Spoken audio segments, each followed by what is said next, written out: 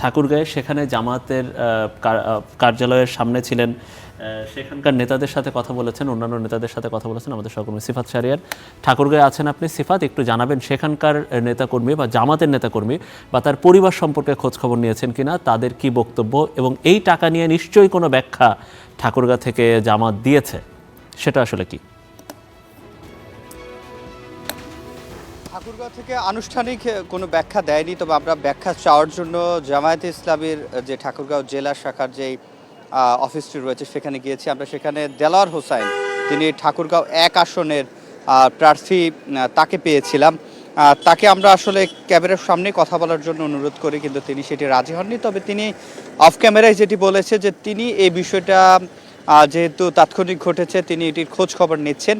তবে তার নির্বাচনী এলাকায় এখানে একটি মিশ্র প্রতিক্রিয়া আসলে আমরা দেখতে পাচ্ছি। বিশেষ করে যারা জামায়াতের কর্মী সমর্থকরা রয়েছেন, তারাও এটি নিয়ে আসলে নানা ধরনের প্রতিক্রিয়া দেখাচ্ছেন।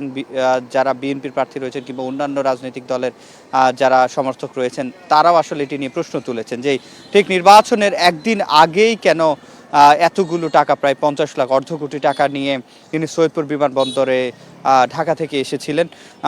তিনি এতগুলো টাকার আসলে উৎস কী, কিংবা এগুলোর আসলে ব্যবহার কোথায় করা হবে সেক্ষেত্রে, এবং মোবাইল ব্যাংকিং যেহেতু বন্ধ করে দেওয়া হয়েছে, সেক্ষেত্রে নগদ টাকা নিয়ে সন্দেহর যে দানা, সেটি কিন্তু এখানকার ঠাকুরগাঁয়ের এলাকার সর্বস্তরের মানুষের মধ্যে আমরা দেখছি কানাঘুষা চলছে।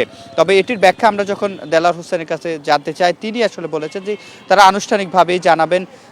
এই কিছুক্ষণ পরেই আসলে তারা একটি আনুষ্ঠানিক যে সংবাদ সম্মেলন, সেই সংবাদ সম্মেলনে কথা বলার কথা রয়েছে। সেই সংবাদ সম্মেলনে আসলে জানা যাবে যে তার এই টাকার উৎস কী। তবে আমরা তার পরিবারের খবর নিয়েছি। ঠাকুরগাঁও জেলা জামাতের আমিরের যিনি স্ত্রী রয়েছেন, তিনি বুটিক্সের ব্যবসা করেন, অর্থাৎ তার পোশাক আর ব্যবসা রয়েছে, এবং সেখানে তাদের একটা, কিন্তু তিনি ব্যবসা সে অর্থে জড়িত কিনা এটি নিয়ে আসলে আমরা কোনো সঠিক তথ্য পাইনি।